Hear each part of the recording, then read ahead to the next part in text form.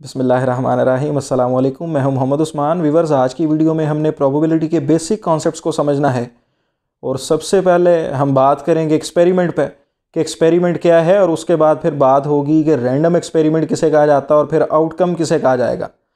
Experiment के बारे में अगर हम बात करें, एक्सपेरिमेंट किसी भी ऐसे प्रोसीजर को, ऐसे प्रोसेस को कहा जाता है जिसके ज़रिए हमें ऑब्जर्वेशंस हासिल हो सकें, कुछ ना कुछ नताइज अखज़ किए जा सकें, कुछ ना कुछ रिजल्ट्स मिल सकें।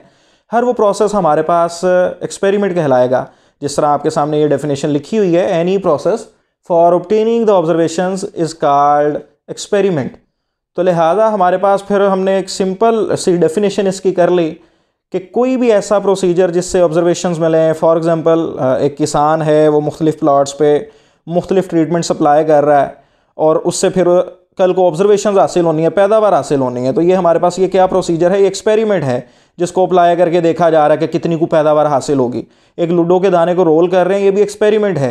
अगर हम प्लेइंग कार्ड्स को शफल करके उनको तकसीम कर रहे हैं आपस में, तो ये भी एक एक्सपेरिमेंट है।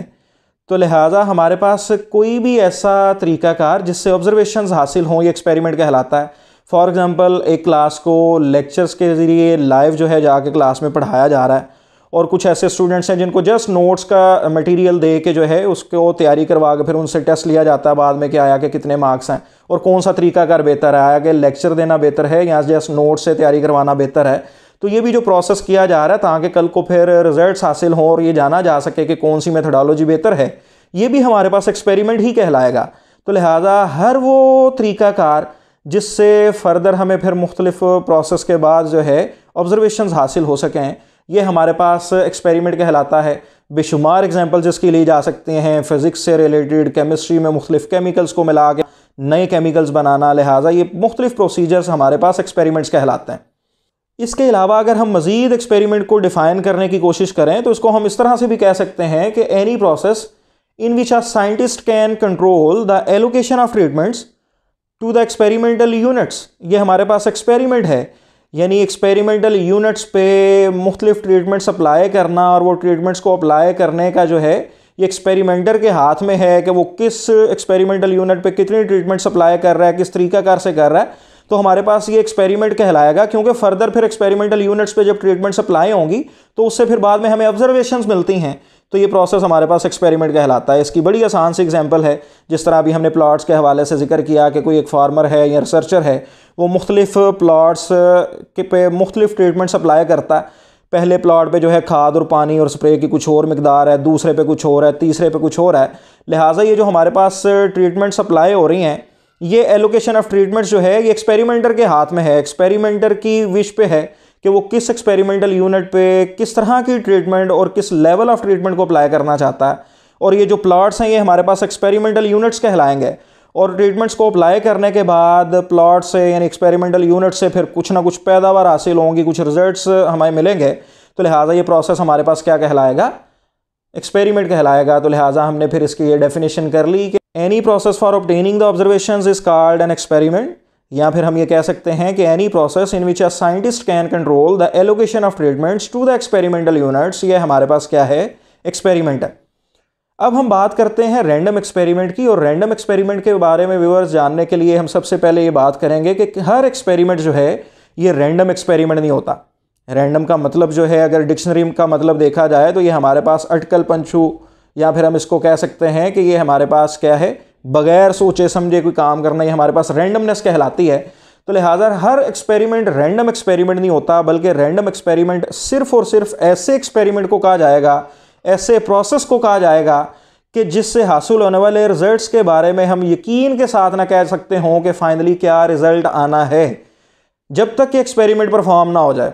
ये हमारे पास रैंडम एक्सपेरिमेंट कहलाता है। यानी अगर हम इसको इंग्लिश में डिफाइन करने की कोशिश करें तो हम कह सकते हैं कि an experiment whose result can not be predicted with certainty before the performance of experiment. आपके सामने व्यूअर्स ये डेफिनेशन लिखी हुई है, रिवाइज कर लेते हैं। Whose result can not be predicted with certainty before the performance of experiment, ये हमारे पास रैंडम एक्सपेरिमेंट कहलाएगा।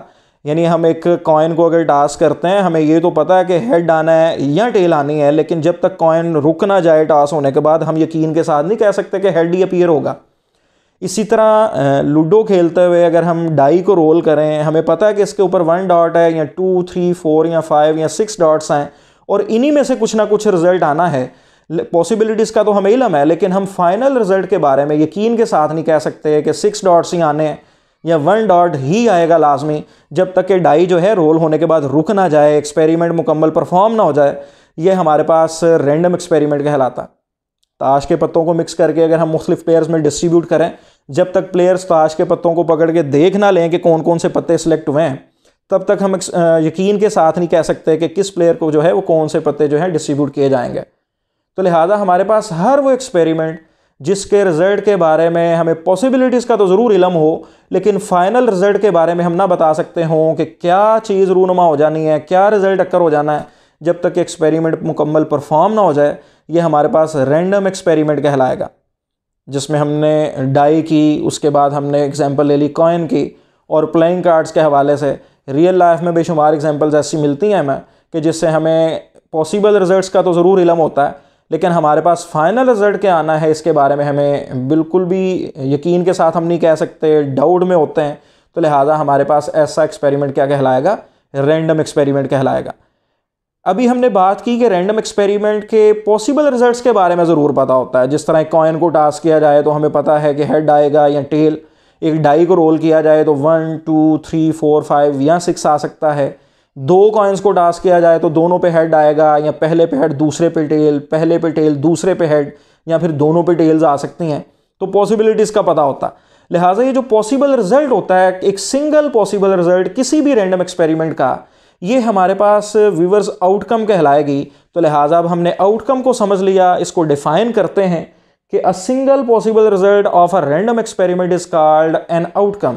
कि आउटकम किसे कहा जाता है? किसी भी रैंडम एक्सपेरिमेंट के जो पॉसिबल रिजल्ट्स का जिसका हमें इल्म है, एक सिंगल पॉसिबिलिटी, एक सिंगल पॉसिबल रिजल्ट हमारे पास आउटकम कहलाएगी। जिस तरह हमने एक कॉइन की बात की कि कॉइन को टास्क करते हुए हेड आ सकता है, लिहाजा ये हेड क्या है? आउटकम है। टेल अपीयर हो सकती है इसके अलावा, लिहाजा ये टेल भी क्या है? आउटकम है। इसी तरह 2 कॉइन्स को टास्क करते हुए दोनों पे हेड आ सकता है, HH, ये हमारे पास आउटकम है। एक पे हेड एक पे टेल यानी ST या TH आ सकता है, ये भी आउटकम्स हैं। और दोनों पे टेल TT, ये भी एक सिंगल क्या है? आउटकम है। तो लिहाजा किसी भी रैंडम एक्सपेरिमेंट के एक सिंगल पॉसिबल रिजल्ट को हम आउटकम का नाम देते हैं। आज के इस वीडियो में हमने बात की कि एक्सपेरिमेंट क्या है, any process for obtaining the observations, और फिर हर वो प्रोसेस कि whose result can not be predicted with certainty before the performance of experiment, वो रैंडम एक्सपेरिमेंट है। और उसके बाद a single possible result of a random experiment या any possible result of a random experiment is called an outcome. Next video में हम बात करेंगे कि आउटकम्स को अगर इकट्ठा कर लें, तमाम की तमाम आउटकम्स लिख लें, तो फिर वो क्या जो सेट बनेगा उसको हम क्या नाम दे सकते हैं। और इसके अलावा फिर हम इवेंट और उसके मुख्तलिफ टाइप्स का जिक्र करेंगे कि क्या है, इन कॉन्सेप्ट्स को समझने की कोशिश करेंगे। नेक्स्ट वीडियो में इंशाल्लाह ताला नेक्स्ट इंतहाई इंपॉर्टेंट कॉन्सेप्ट्स के साथ मिलेंगे। तब तक के लिए इजाज़त दीजिएगा जी, बहुत शुक्रिया, अल्लाह हाफिज़।